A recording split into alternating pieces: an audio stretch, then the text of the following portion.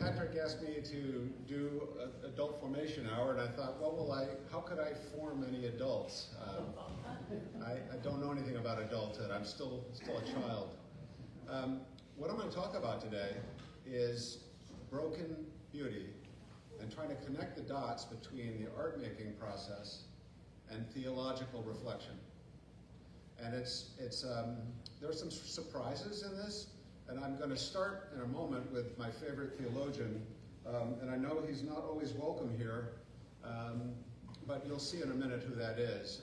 But my subtitle is Making, Breaking, and Remaking, and I think you can see already some connections beginning to form between art making and theology, if you think about it. What gets broken? We get broken. What gets remade? We get remade. Who was broken for us? Our Lord Jesus Christ. So right at the heart of reality, right at the heart of the cosmic revelation of God's character is this central brokenness. Something beautiful was made, the creation, the garden, and it got broken. It got broken for lots of reasons, but in the art-making process, I have found, and I think most artists I know have found, that you can make something beautiful, but it doesn't stick unless it undergoes some kind of destruction process and gets remade. And I'll try to show you what I mean by that in a moment. But first, I did want to consult my favorite theologian. Sorry for all the Anglicans in the room, but it's Calvin. This is my latest snow sculpture. Where? All of this. But you didn't do anything. Right. Art is dead. There's nothing left to say. Style is exhausted and content is pointless. Art has no purpose. All that's left is commodity marketing. Consequently, I'm signing this landscape, and you can own it for $1 million. Sorry, it doesn't match my furniture. The problem of being avant-garde is knowing who's putting on who. Like I said, my favorite theologian. Thank you, Calvin. So, the way I want to approach this issue of brokenness at the heart of reality, at the heart of the cosmic revelation of God to us through the creation, is in three basic areas of concern. First one is play, which I'll spend some time with in a moment. Second one is symbol. The third one is festival. And I borrowed these categories, these large rubrics, from a German philosopher who's had a huge impact on my thinking, Hans-Georg Gadamer. And you'll see why he's had that. I'm going to quote from him in a moment. But first, a little bit about play.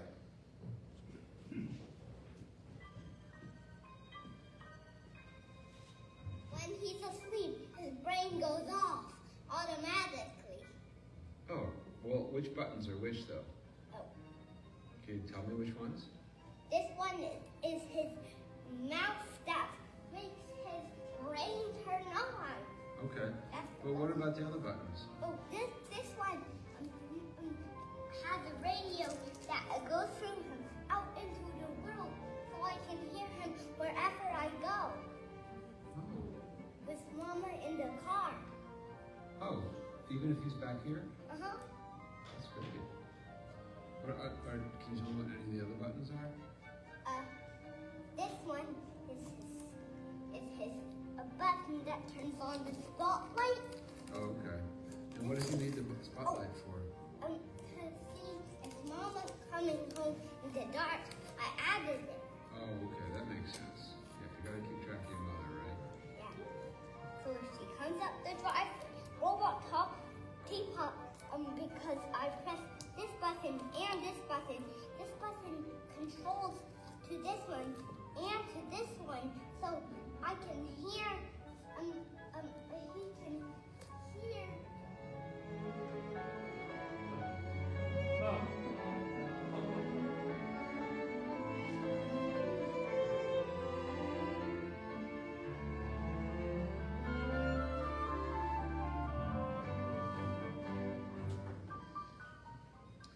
So these are a couple of Tristan's friends, Buddy and Robot Teapot, that he made during the COVID lockdown. And I think all of us during that time had to find some way to get through it, right? We had a few people maybe in our family we could be with, but we were largely alone. And so what's the normal response of a child to being alone? To create friends. And in many ways, I guess what I want to start with this concept that at the heart of God is this playful mode of, I'm alone, I want others. I want to be with somebody. I want someone to love, someone to play with. And that's, I believe, what goes to the heart of how everything came into being. It's the play impulse. So, just a word about play. It's a word we all know, and that is, you make it up as you go along, right? It's improvisation. But what's also interesting, in that freedom of improvisation, at the heart of it, there also has to be order. There has to be some sense of structure, and we all know that. So, another aspect of creativity that's really central is the idea of the gratuitous act. Something that isn't necessary. Something that isn't even rational or justified necessarily. It's grace. It's the idea at the heart of play, at the heart of everything that's ever been made, is this free gift. And right at that same place where God wants to create others that he can play with is the gift of himself, giving himself away.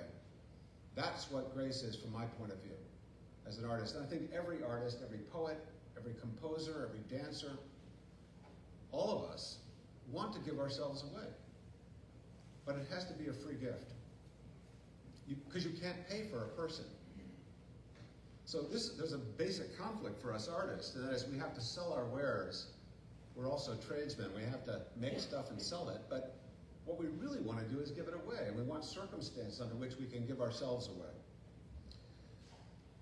Another aspect of play that goes right to the heart of the incarnation is the idea that not only does God make others that he can play with, that he can enter into relationship with, but God wants to come among us. He doesn't want to just create automatons. He wants to enter into a real relationship. It has to be embodied. So Eliot, in this wonderful four-part poem, 4 quartets, drives home this point over and over again about incarnation. He calls the incarnation the hint half guessed, the gift half understood. And at a place in the first poem, Burnt Norton, second section, he starts like this. He says, is this really, just listen for the language, don't try to comprehend it, just listen for the musicality of it. He says, garlic and sapphires in the mud clot the bedded axle tree. The trilling wire in the blood sings below inveterate scars, appeasing long forgotten wars. The dance along the arteries, the circulation of the lymph are figured in the drift of stars. Ascend to summer in the tree, we move above the moving tree, in light upon the figured leaf, and here upon the sodden floor below, the boarhound and the boar pursue their pattern as before, only reconciled among the stars. At the still point of the turning world, there the dance is, neither from nor towards, neither flesh nor fleshless. The still point, the dance. So, he says, garlic and sapphires in the mud. Garlic, stinky, tasty, earthy, often in that little clove shape, right? Think about a sapphire, often polished into that very same shape. If you look at on a necklace or a ring, the star sapphire, that burst of light in the middle of a field of blue, heavenly, angelic. Garlic and sapphires, earthy, heavenly, in the mud. What's mud? Mud's the beginning. Everything begins in mud. Clay begins in mud. Human beings began in mud.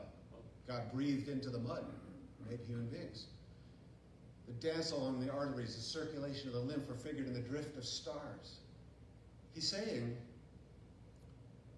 we are angel beasts. We are incarnate sparks of the divine being. God made us to be companions, but we are both earth and heaven.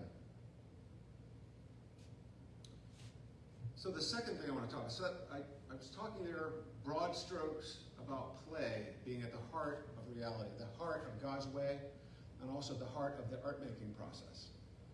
Second area I want to talk about is symbol. So if you were here a couple years ago in a presentation, you will recognize this, but a lot of people don't realize that the origins of the word symbol was this little tile in Roman and Greek times called a tessera hospitalis, a tile of welcome. It was often formed in the form of a handshake.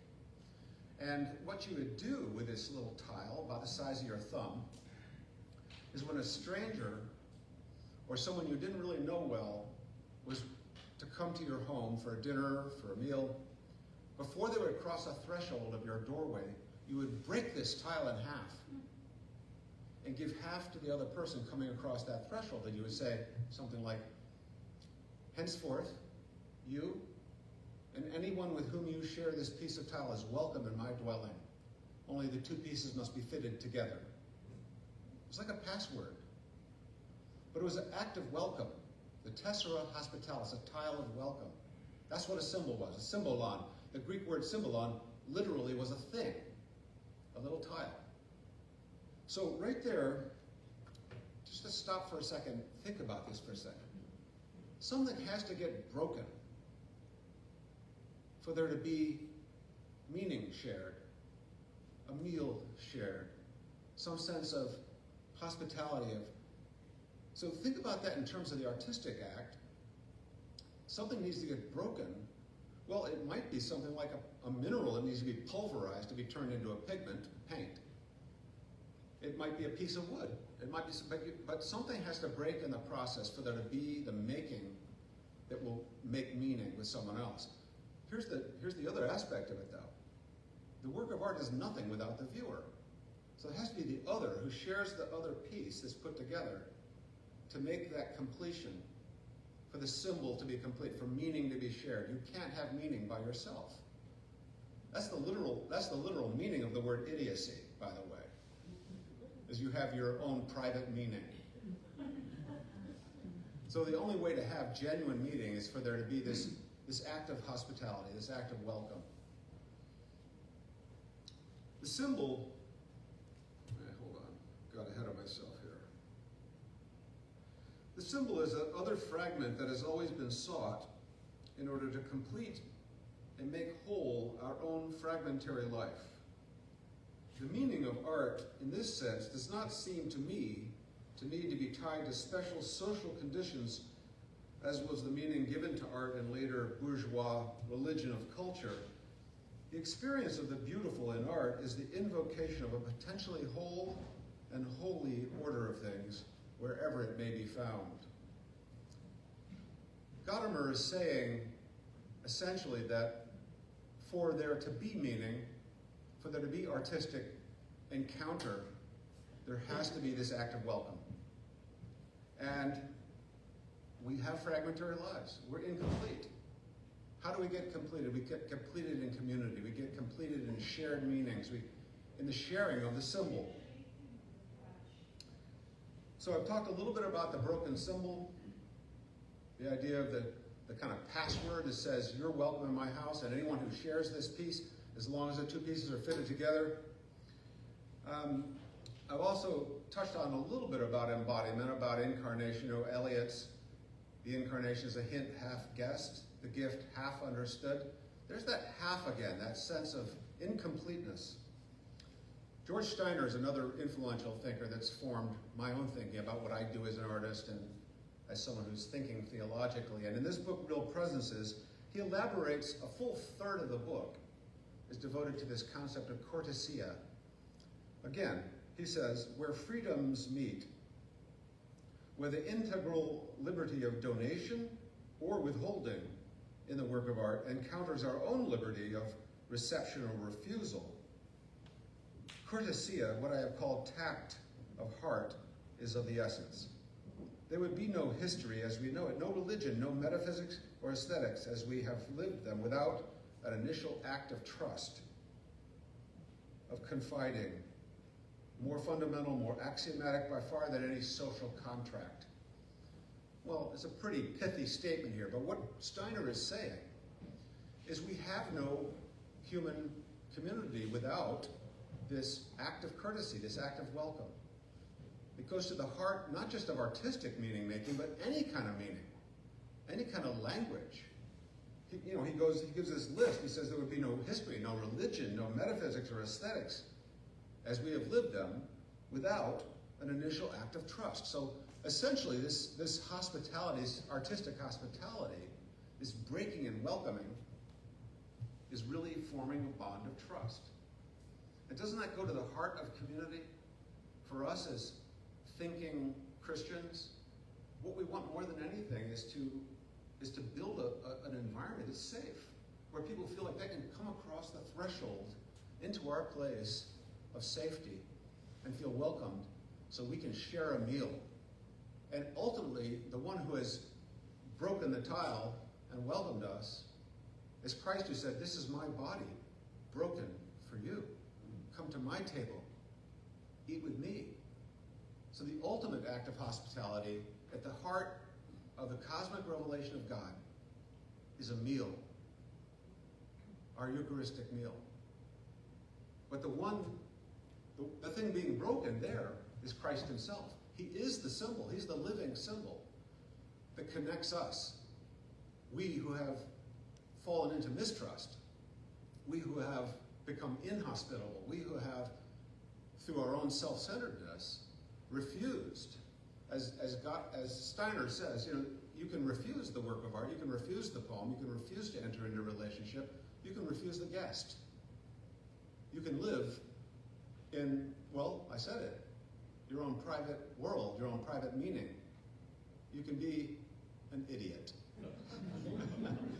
Basically, that's what idiocy is. Like I said, it's like refusing to share, it's refusing to open up and to let down your guard. So essentially, this act of hospitality is letting down your guard. It's also about breaking.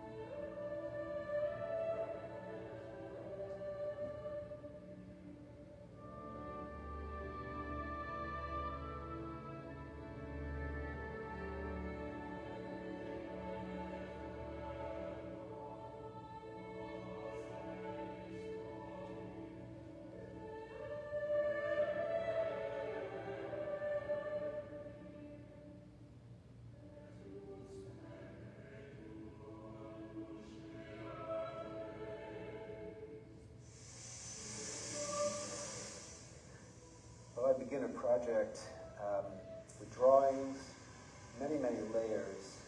We build up dozens of layers and then sometimes drastically edit in order to arrive at the image that seems to want to come into being, even at the expense of getting rid of months of work.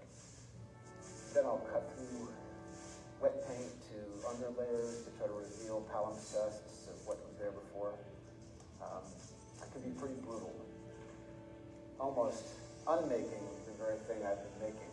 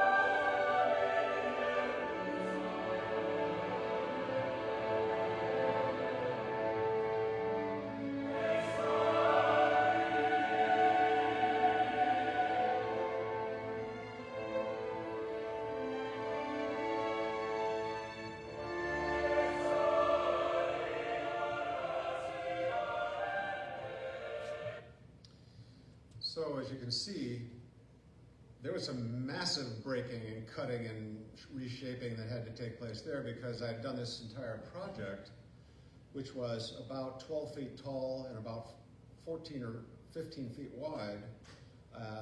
And the one who had commissioned me, Dean Hayes, the head of the divinity school at Duke, was diagnosed with pancreatic cancer and had to step down, and his successor came in, and she saw this project that I was working on, you know, commissioned by the previous dean, and said, we can't accommodate that size piece, even though it was made specifically for that space. She said it has to be at most a third that size.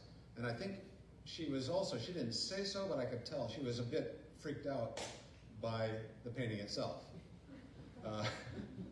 This nude male figure rising up out of these ruins, probably she was thinking, oh gosh, this is going to be a major PR problem for me.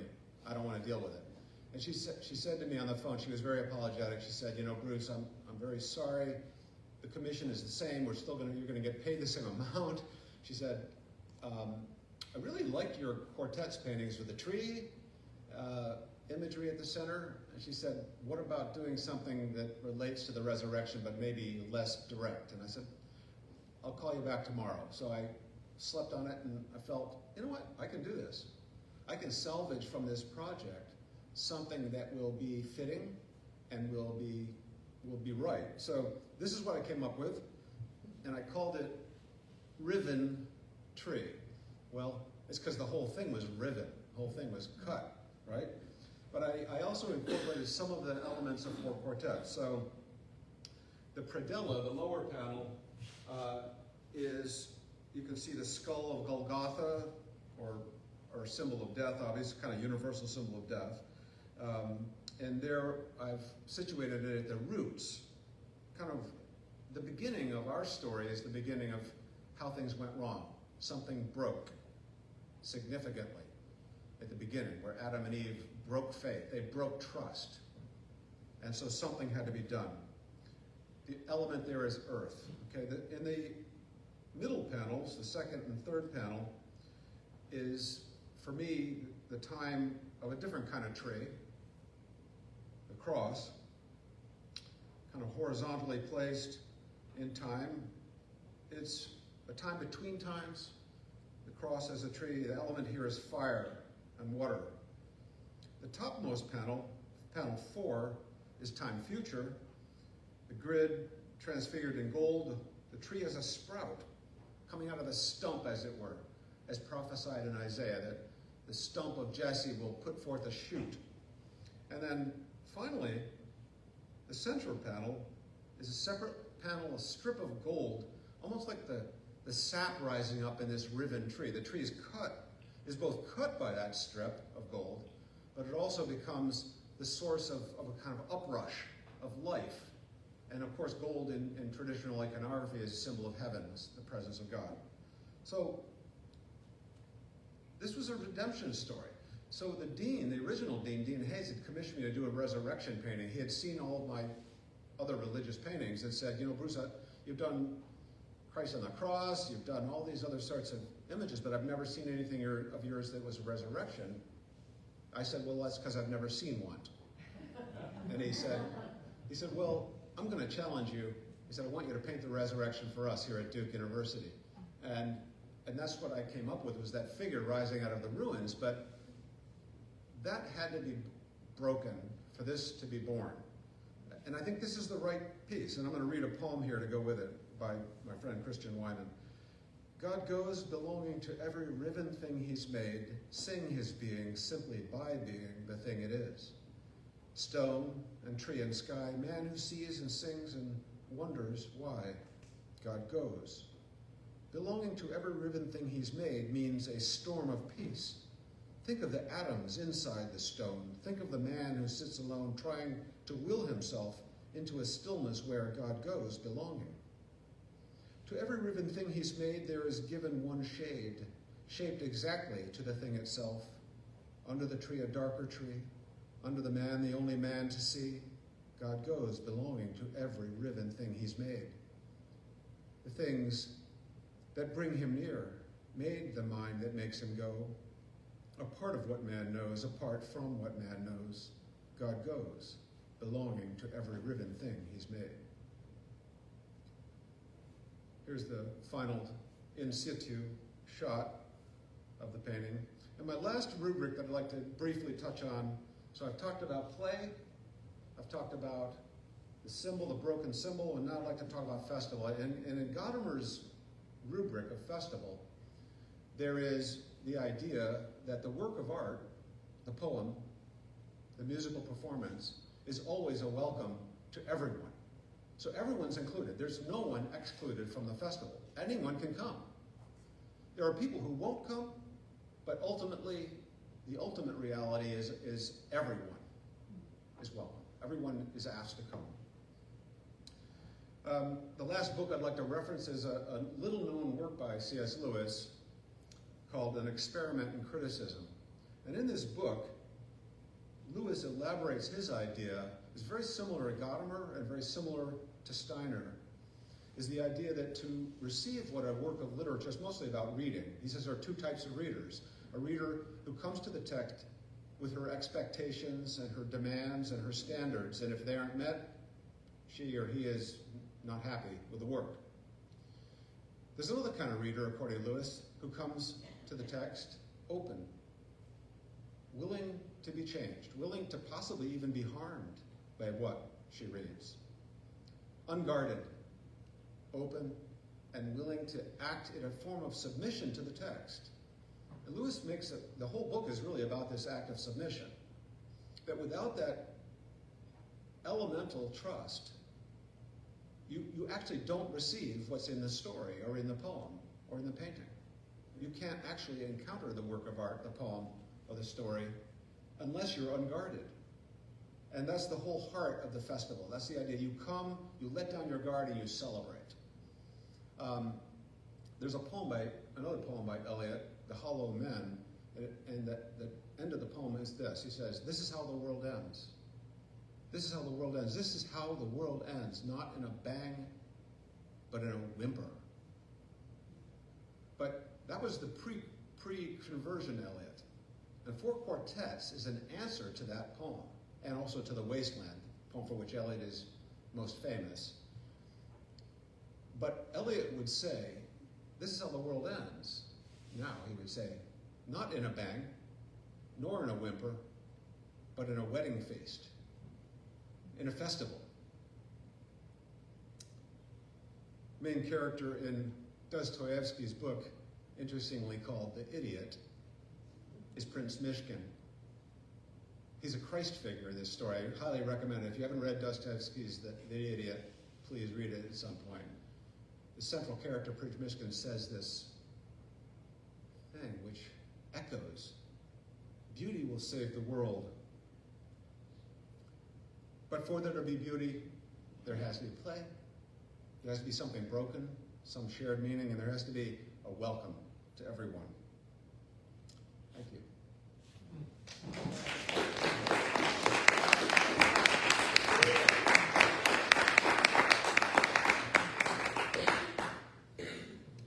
So, most of you who know me well that I am hearing impaired.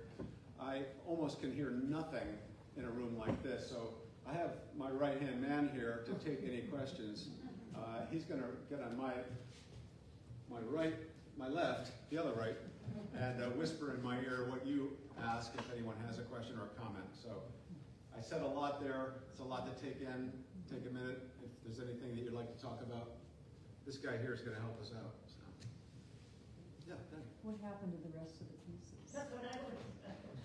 What happened to the rest of the pieces? Of the Duke? Yeah. Oh, they've been turned into other paintings. they were, not only was that thing reborn, but it gave children. They gave birth to children. So. The good use of brokenness, right there. Yeah. I just really love the resurrection light in that last painting. Beautiful. She just really loves the resurrection light in that last painting. Oh, thank you. Yeah, I do think it's a piece about resurrection. Yeah, painting itself is a kind of resurrection. Yeah. Is there a hand over here? I see someone else. Oh, yeah. So we've lived with 8 or 10 Bruce Hermans in our house for 40 years. 40 up to 35 years. I don't know how long. And so just to say that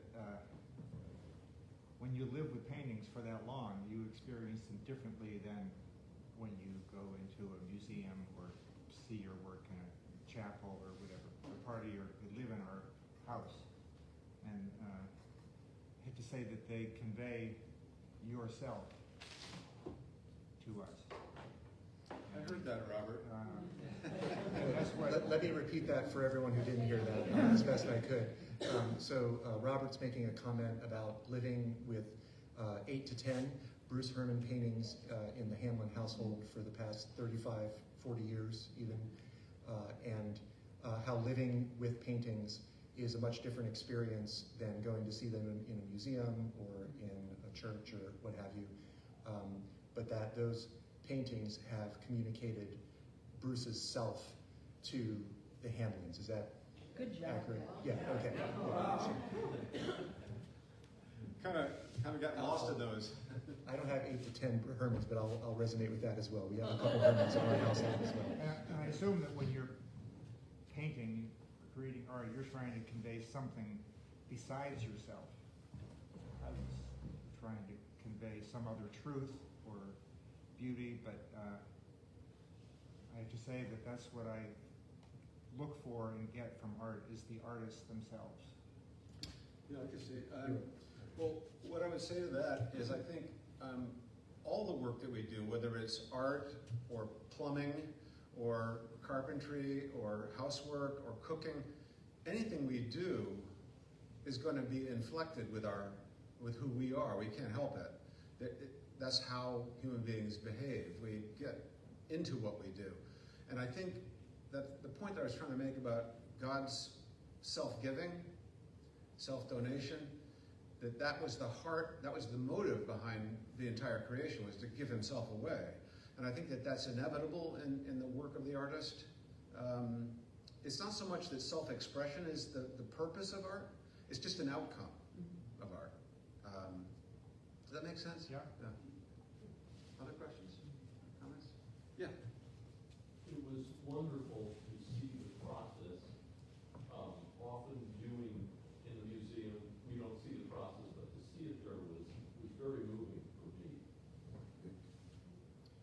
Mark is commenting how the video showing your process was a moving experience because we don't have the opportunity to see the artist at work when we're seeing the finished product, but actually have an experience of that was valuable. You know, it's funny, Mark, when I listen to you play the piano, I get the privilege of not just hearing the outcome, but seeing the process. I don't see you practicing and rehearsing and all the missteps that happen, but in some ways, I wish it was possible for painters who are kind of solitary creatures. I wish it was possible for us to invite people into our process the way you do when you perform. That's incredibly welcoming, I think, what you do as a musician. You're very vulnerable when you get up in front of a group of people and play. And I feel like, but thank you for that comment. I think that's what makes me want to be a professor, someone who talks about the work, is to welcome people in, because you're alone in the studio. And the process is happening in this kind of, it feels sometimes like it's happening in this hidden space, but thanks, yeah. Sandy? Could you talk a bit about how you were drawn to painting, creating, making art? I think I heard that. How was I drawn into this? Yeah, I think, well, you saw Tristan. I think every kid is an artist. Every kid, you have to learn not to be an artist. I really do think that. And so I've been saying for years when I taught college art, I don't teach art. I teach painting, drawing, art theory, art history, but you can't teach art. It's more like an infection that you catch, you know. But every kid's got it. Every kid's a carrier for that thing. And I think kids are infectious. I mean, yeah, we get all our colds from them, but we also get, it's like Picasso once said, I spent 4 years learning how to draw like the old masters. I had to spend the rest of my life learning to draw like a child. I think my response to that question, Sandy, is I've always been an artist. I just never grew up. You know, I never learned not to be. Growing old is mandatory, growing up is optional. I'm sorry, I didn't hear that. Sorry. Growing old is mandatory, growing up is optional. I like that. That's good. A little time lag, you get to laugh twice.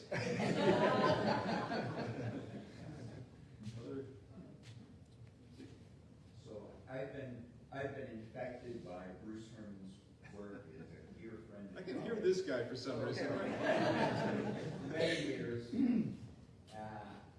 First of all, a huge grazie, thank you, my friend, for this wonderful, inspiring conversation in which I keep learning from you.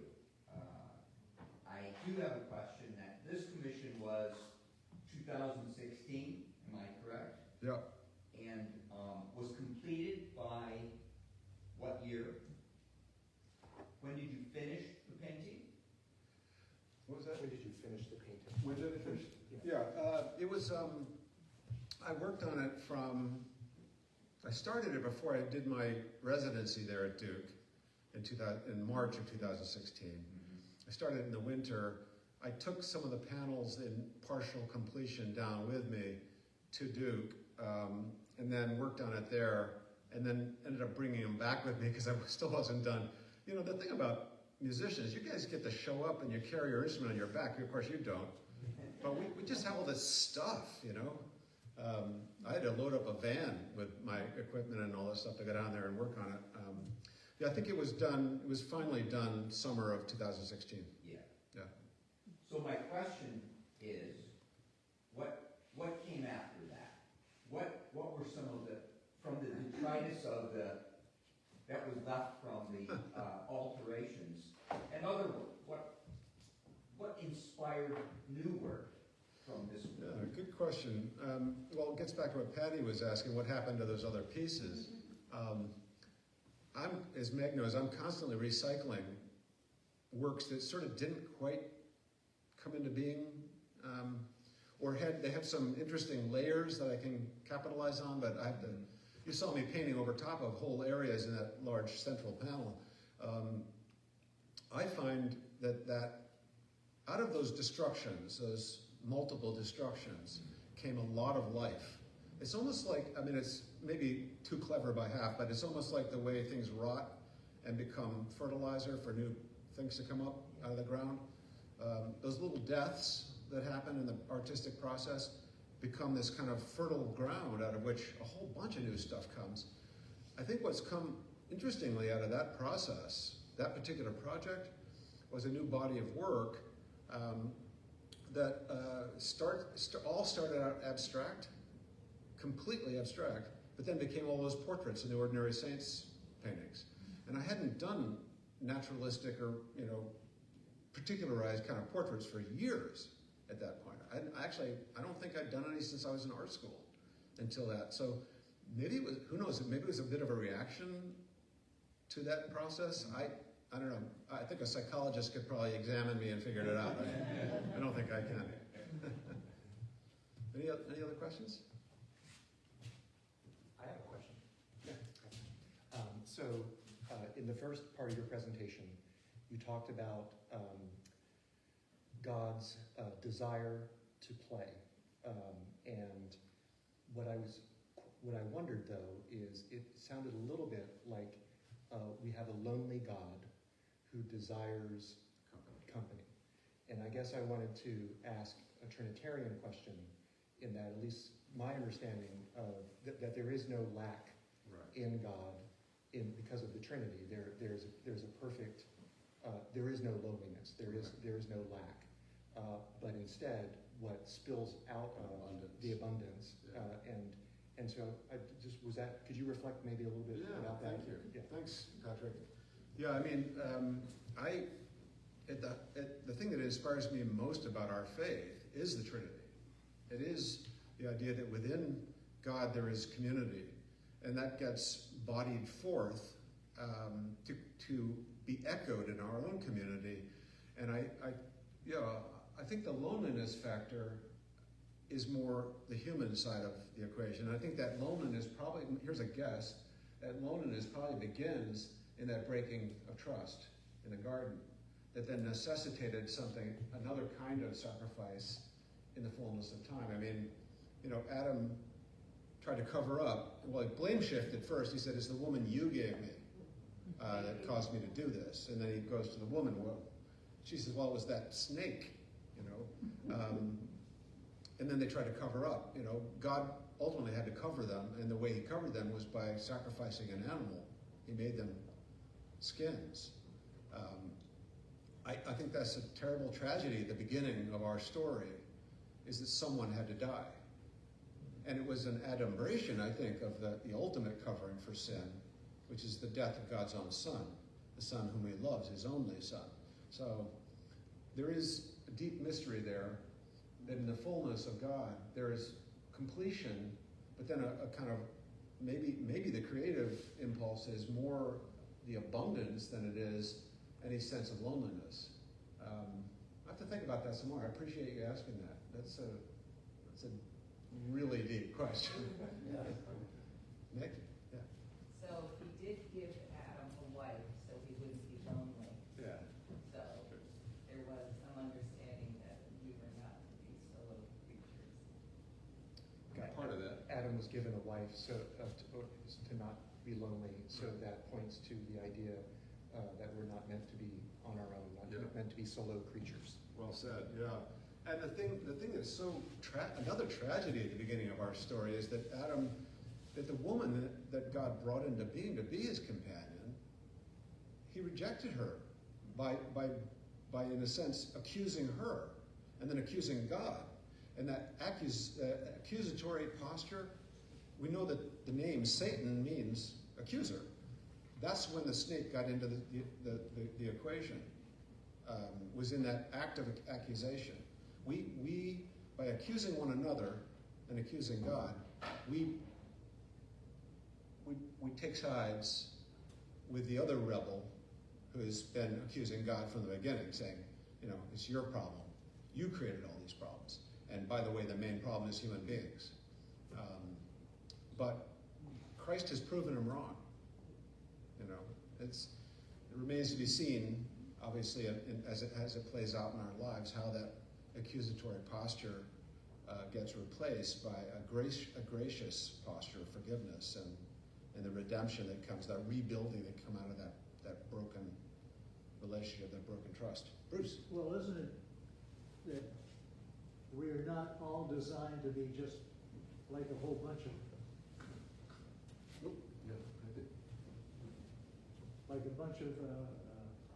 things like that? Our gift is that we're different from each other. We're not all designed to be the exact same thing. Our gift is that we're different from each other. Yeah. Well said. Yeah. No two alike, huh? Yeah.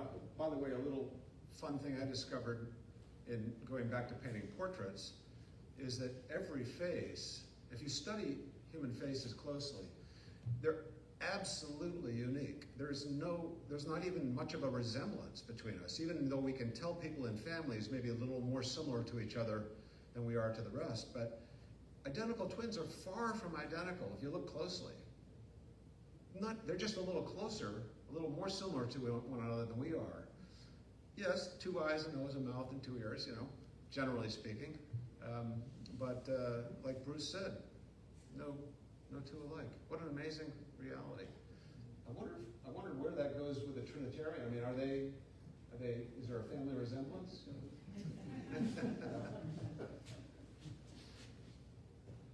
maybe 1 or 2 more if anyone has. I think I saw another hand over here, maybe. I'll try this. 20 years ago, I studied with a musician and said nothing has been done new in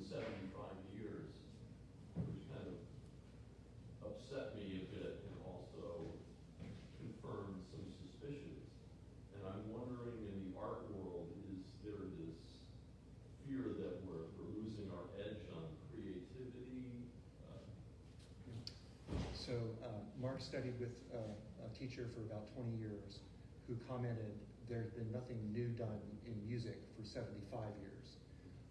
And initially that filled Mark with a bit of dread and consternation, wondering about, is this a pointer to a loss of creativity, a loss of an edge, or is it something, can it be interpreted, I mean, I'm going to interpret what you just said, can it be interpreted differently, that is not necessarily a loss, but can it be viewed otherwise? It seems to me that every generation of avant-garde artists are the ones who are most offended at the next wave of new art. And they say, that's not legitimate. But that's because they were the cutting edge at one point. And I think, I don't know who your teacher was, but I want to say to your teacher, you know what? Open your ears, buddy. There's a lot of good music being made right now. And it's fresh. Some of it's a bit raw, experimental. I mean, I think we've had a century plus of experimentation in music, in art, in theater, in film, in opera. That experimental edge sometimes doesn't seem legitimate. It doesn't seem real. It seems maybe even fake. But I think oftentimes it's really just like putting some paint up on there and see if it'll stick. I mean, I think a lot of experimental work is really just doomed to become the fertilizer for something really good. I feel that way about my own work. I'd say, maybe 1 out of 100 paintings of mine are really worth keeping. Maybe the average is a little better than that, but not a lot better. I mean, that's probably why I end up painting over stuff. It's fertilizer, But I do think there's good work being made. But even if there is, even if things are coming to an end, and I think a lot of us have that feeling about our culture, is that it kind of seems to be just in perpetual conflict. I actually believe that something good is trying to be born. Something that didn't have to get built on the backs of slaves. That didn't leave out half of the human race in the planning and the thinking, Something new is trying to be born, but it's a terrible time. It's also a wonderful time to be alive. And new stuff is being tried out all the time. Let's hope some of it sticks, right? Thank you, everybody. Good to be with you.